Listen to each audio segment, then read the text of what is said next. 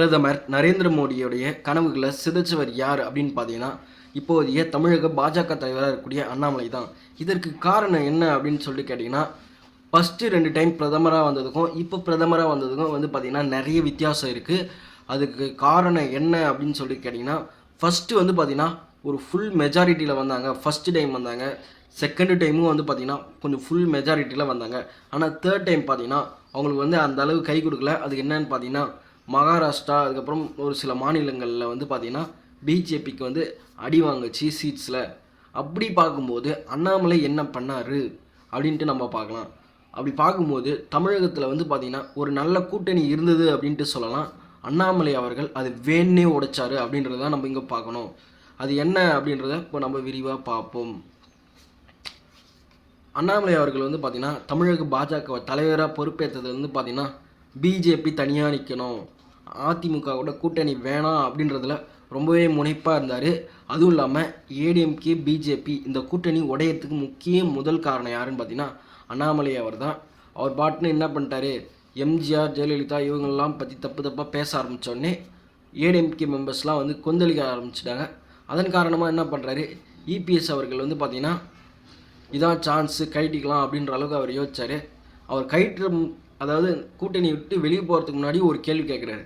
2026 முதல்வர் வேட்பாளராக இபிஎஸ்ஸை பாஜக ஏற்றுக்கணும், அதாவது எடப்பாடி பழனிசாமி தான் முதல்வர் வேட்பாளர் அப்படின்னு சொல்லிட்டு ஏற்றுக்கணும் அப்படின்ற ஒரு நிபந்தனை வைக்கிறாரு. அதுக்கு அண்ணாமலை என்ன பதில் சொல்கிறாருன்னா, கட்சி மேலிடம் தான் முடிவு பண்ணோம், இப்போதைக்கு நாங்கள் எதுவும் முடிவு பண்ண முடியாது அப்படின்ட்டு சொன்னவே அவங்க ரொம்பவே ஷாக் ஆகிட்டாங்க அப்படின்ட்டு நம்ம சொல்லலாம். ஏன்னா தமிழ்நாட்டுடைய முதல்வர் வேட்பாளர்னால் அது இபிஎஸ் தான். என்டிஓ அதாவது தேசிய ஜனநாயக கூட்டணியோடைய முதல்வர் வேட்பாளர் யாருன்னா அது எடப்பாடி பழனிசாமி தான் அப்படின்றது இங்கே இருக்கிற எல்லாருக்கும் தெரியும். அதை ஏற்றுக்க முடியாது அப்படின்ட்டு அவர் சொல்லும்போது இவங்க கூடயே, அதாவது பிஜேபி கூட நம்ம பயணம் பண்ணால் நம்மளுக்கு எதிர்காலம் இல்லை அப்படின்னு புரிஞ்சுக்கிட்டு தான் அவர் வெளியே வராரு. இவர் வெளியே வர்றதுனால என்ன ஆச்சு அப்படின்னு பார்த்தீங்கன்னா ஒன் சைடு, அதாவது டிஎம்கே கூட்டணி பார்த்தீங்கன்னா ரொம்பவே ஒருங்கிணைப்பாக இருக்குது. இதனால் அவங்களுக்கு பார்த்தீங்கன்னா ஓட்டுகள் நல்லா கிடைக்கும். ஆனால் இதே பார்த்தீங்கன்னா அதிமுக கூட்டணி, அதாவது பாஜக, அதிமுக, பாமக இவங்களாம் பார்த்தீங்கன்னா 2 சைடாக நிற்கிறாங்க. இப்படி நிற்கும் போது என்ன பண்ணால் இவங்களுடைய ஓட்டுக்கள்லாம் ரெண்டாக செதறுது அப்படின்ட்டு நம்ம சொல்லலாம். அதாவது திமுக கூட்டணி ஒரு 30% ஓட்டு வாங்குதுன்னு வச்சுங்களேன். இந்தாண்ட ஏடிஎம்கே ஒரு 20% வாங்குறாங்க. அந்தாண்ட பாஜகவும் பாமகவும் சேர்ந்து 18% வாங்குறாங்க. ஆக மொத்தம் 20 ஒரு 18 38. ஆனால் திமுக வாங்கினதோ 30 தான். இது மாதிரி ஓட்டுகள் 2ஆக பிரித்ததுக்கு முதல் காரணம் யாருன்னு பார்த்தீங்கன்னா அண்ணாமலை அவர்கள் தான். இப்போ இதனால் என்ன ஆச்சு அப்படின்னு பார்த்தீங்கன்னா, இப்போது மோடிக்கு நிறைய ஆப்ஷன்ஸ் இருந்திருக்கும். எப்படின்னா இப்போ பார்த்தீங்கன்னா இதனால் 40 சீட்டில் கிட்டத்தட்ட தமிழ்நாட்டில் மினிமம் ஒரு 25 சீட் அளவுக்கு ஜெயிக்கிறதுக்கான வாய்ப்பு இருந்துச்சு. அதாவது அதிமுக, பாஜக, பாமக கூட்டணிக்கு. அப்படி பார்க்கும்போது பார்த்தீங்கன்னா மோடிக்கு ஷார்ட்டேஜாக இருக்கிறது எவ்வளோ அப்படின்னு பார்த்தீங்கன்னா, அதாவது பீகாரில் 12 சீட்டு நிதிஷ்குமார் எடுக்கிறாரு.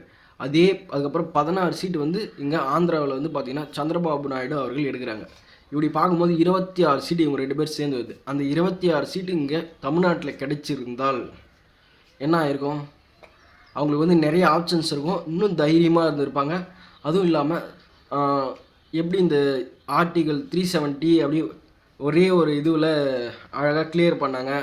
அதுக்கப்புறம் இல்லாத பார்த்தீங்கன்னா ஜிஎஸ்டி ஓவர் நைட்டில் கொண்டு வந்தாங்க. அதுமாரி சட்டங்களை அவசரமாகவும் மிக வேகமாகவும் கொண்டு வந்தாங்க. ஆனால் இந்த தேர்ட் டைமில் அது முடியலை. அது காரணம் யாருன்னு பார்த்தீங்கன்னா அண்ணாமலை தான். ஏன் இந்தியாவில் வேறு எங்கன்னா சேர்த்து சீட்டு வாங்கியிருக்கலாமே அப்படின்னு சொல்லிட்டு பார்த்தீங்கன்னா மீதி எந்த இடத்துலையும் பார்த்தீங்கன்னா அவங்களுக்கு வரமாரி இல்லை. ஆனால் வரமாரி இருந்த ஒரே இடம் பார்த்தீங்கன்னா இது எப்படியும் ஜெயிச்சிருக்கலாமே, இந்த இடத்த ஏன் விட்டோம் அப்படின்ற அளவுக்கு ரொம்பவே வருத்தப்பட வச்சுட்டாரு அண்ணாமலை. ஏன் இதை பிஜேபி ஏன் ஒத்துக்குனாங்க, அண்ணாமலை தனியாக நிற்கிறது ஏன் ஒத்துக்குனாங்க அப்படின்னு சொல்லிட்டு பார்த்தீங்கன்னா, இவர் இங்கே இருக்கக்கூடிய இன்டெலிஜென்ஸ் ஆஃபீஸர்கிட்ட ஃபேக் ரிப்போர்ட்ஸை மேல் இடத்துக்கு டெல்லிக்கு அமைச்சிருக்காரு. அதாவது பாஜக தனியாக நின்னாலே ஜெயிச்சிரும், ஏடிஎம்கே கூட்டணி இல்லாமல் தனியாக நின்னாலே ஜெயிச்சிரும் அப்படின்ற அளவுக்கு இன்டெலிஜென்ஸ் இங்கே இருக்கிற ஆஃபீஸர்கிட்ட இன்டேக் கொடுத்துருக்காங்க. அவங்களும் அதை மேலே இடத்துக்கு அமைச்சிருக்காங்க. தேர்தலெலாம் முடிஞ்சுட்டு லாஸ்ட்டாக உளவுத்துறையை வச்சு நோட் பண்ணி பார்க்கும்போது தான் தெரியுது, அண்ணாமலை ஃபேக் ரிப்போர்ட்ஸ் அதிகாரிகிட்ட மேல் இடத்துக்கு கொடுக்க சொல்லியிருக்காரு அப்படின்ற தகவல். இதனால தான் பார்த்தீங்கன்னா அவர் மேலே ரொம்ப ஒரு கடுப்பாக இருக்கிறாங்க. இப்போ பாருங்கள், மோடி வந்து பார்த்திங்கன்னா நிதிஷ்குமார், அதுக்கப்புறம் சந்திரபாபு நாயுடு இவங்ககிட்டலாம் போய் கெஞ்சிக்கிட்டே இருக்க வேண்டியதாக இருக்குது. இதே வந்து நிறைய ஆப்ஷன்ஸ் இருந்துன்னா, நீ இல்லைன்னா அவன்கிட்ட போய் சேர்ந்துக்குவேன், நீ இல்லைன்னா அவன்கிட்ட போய் சேர்ந்துக்குவேன் அப்படின்னு சொல்லிட்டு ஆப்ஷன்ஸ் இருக்கும்போதே அவங்க இன்னும் வந்து தைரியமாக இருப்பாங்க.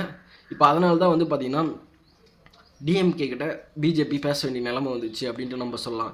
ஏன் அப்படின்னு பார்த்தீங்கன்னா, நிறைய சட்டங்கள் கொண்டு வரணும் அப்படின்னு பார்த்தீங்கன்னா, லோக்சபாவில் மெஜாரிட்டி இருந்தால் மட்டும் போதாது, ராஜ்யசபாலையும் தேவைப்படுது.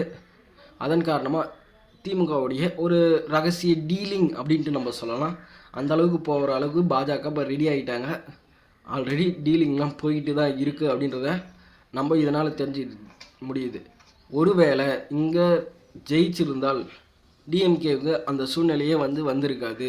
இப்போ திமுக 40 சீட்டு ஜெயிச்சதுக்கு தமிழ்நாட்டில் யார் காரணம்னு பார்த்தீங்கன்னா அண்ணாமலை தான்.